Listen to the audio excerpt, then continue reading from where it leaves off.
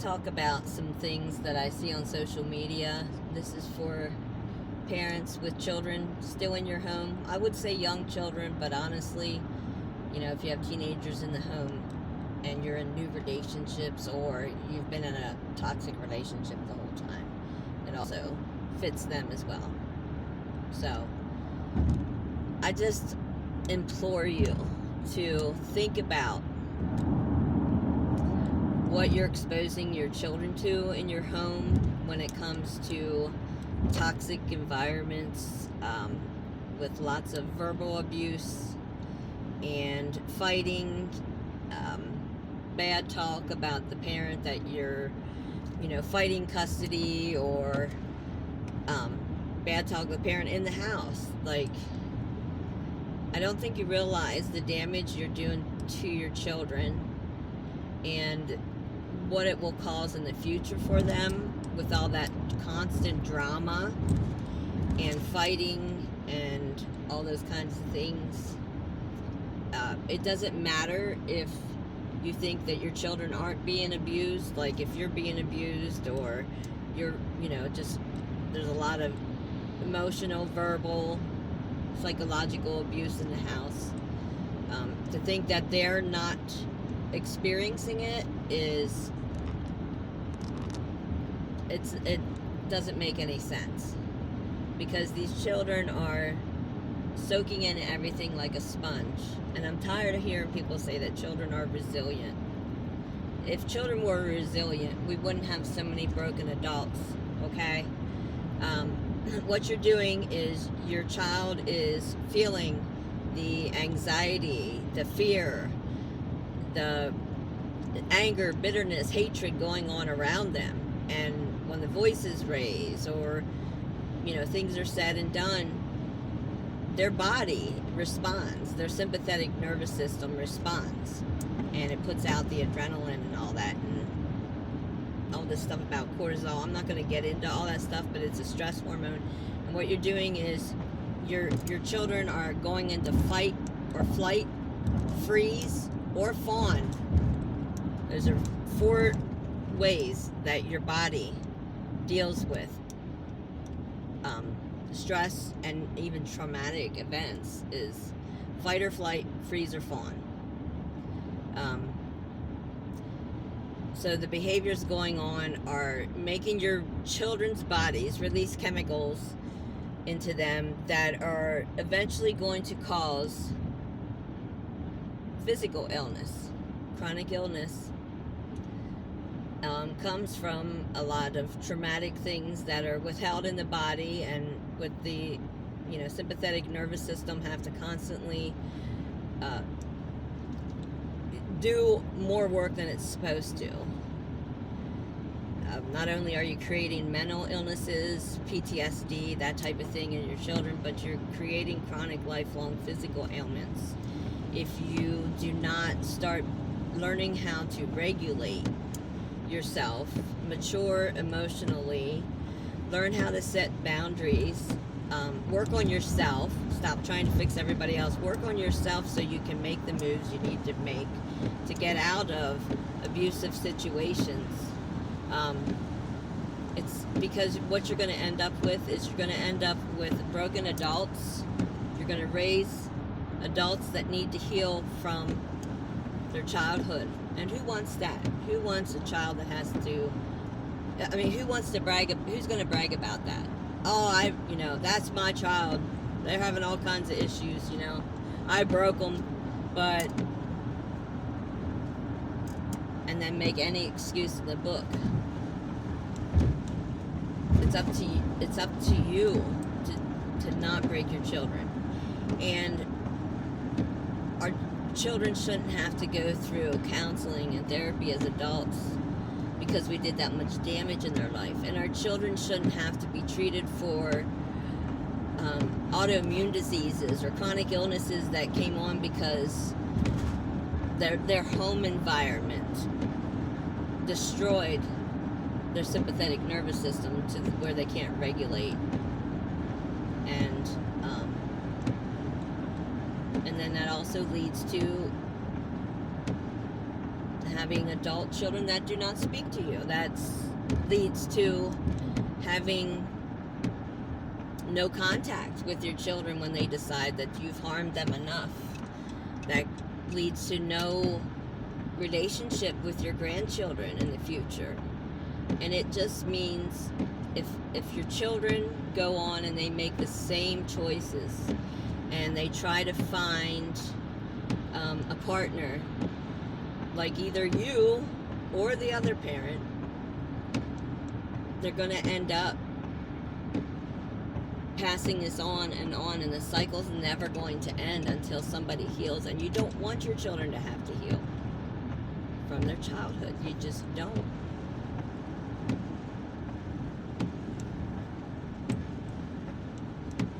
And who wants to have children and grandchildren that you can't have a relationship with? All because you didn't get the help when you needed it, when you should have, when you could have fixed things for them so they could see what a healthy home is. And I say this all from pure experience. I have 3 children. That's all I ever wanted to be, was a mother. And now I don't have relationships with 2 of my 3 children because I drugged them through bad relationships. They lived with abuse in the home, and they lived with my codependency and wanting a man to fix things. And I just wish, I could go back, and I would have surrendered my life to Jesus back then, because that's who opened my eyes to all the damage that I had done. Like, all the sins in my life and all the harmful things I'd done to my children, and I see the results of it. I see the results of dysfunction and being around psychological abuse in my own body, in my own head, and I have so much regret and remorse that my children have to deal with those same things in their life, the illnesses, the needing mental health help, it's just on to the next generation, and you have to stop it. They call it generational curses. It's not really a curse, it's dysfunction. You can't be cursed if you are a born-again child of God, so there's that. But stop harming your children. Stop bringing your drama around them. Stop having your fights and your custody things and letting children know things that children have no business knowing. Divorces and custody fights and stuff, those are hugely traumatic events in people's lives, and the children shouldn't have to bear any of that. There shouldn't be any alienating children, keeping them from the other parent, unless they're truly harmful. Not that you just don't like them, okay? Or you're bitter or angry because it didn't work out, or you were cheated on, or whatever. Children have no business knowing any of that. None of it. Because it's not theirs to bear. Grow up. Get emotionally regulated. Get your help. Get help. Please. Take accountability for your own choices. Take accountability for the way you've been living your life and how you got into this situation in these relationships, okay? You must take accountability in your part, because your children are never going to trust you, and never going to forgive you, and never going to be able to heal with you and remain in relationship with you if you do not take responsibility and accountability and stop blaming it on what somebody else did, okay? Stop using your children as pawns. Stop trying to control other people with the children. That is abusive. That is abusive. And shame on you if you do that. Okay? Children have a right to know their mother and father. They have a right to relationships with them. Like I said, I'm not going to say that abuse doesn't happen and stuff. You know what you need to do, okay? And no, family courts are horrendous dealing with an abusive person, and you're usually not going to win because they don't consider the psychological abuse, emotional, mental abuse that goes on in home as actual abuse in the court system. And the parent that has the most money that wants to keep fighting will get custody, okay? Because they're just evil and that's what they do. But none of that is an excuse to drag your children into it with you, okay? You don't have to give them all the details. And you don't dare talk down about the other parent. Because when you do that, you're telling them that there's something wrong with them. Because they know that parent is half of them. That other parent is half of them. And to put that person down makes that child feel like there's something wrong with them. And everything you're saying negative about that other parent, they're starting to feel about themselves because they know that other parent is part of them, okay? So please stop doing that. Please stop doing that. I'm just sharing this information as a broken adult with complex PTSD that was codependent and dependent on men to bring me some kind of joy. It was my drug. You know, some people turn to drugs, alcohol. I wanted a relationship. I was addicted to love, like being in a relationship. I wanted somebody to love me. I didn't know what love was. All the while ignoring the very thing that God gifted me with. I should have been focused on my children first. And I just want to say that it's very hard to blend families, and it's not for the weak, and women really need to stop bringing men into the house or whatever your thing is. You need to stop bringing partners into the home that you barely know because you've been love bombed, or you're feeling like, you know, this is going to go. Don't go into relationships fast. Please don't. Give people time to show you their fruits and what they're and how they react in every situation. Don't bring them around your children. There's so many kids being killed because mothers bringing these men they don't know into their homes and molested. But I'm not going to go down there that road, because I can't believe the amount of women that actually stay with molesters after they've molested their own children. Like, what is wrong with you people? Like, seriously, are you that broken? But anyway, back to my focus. I'm sorry.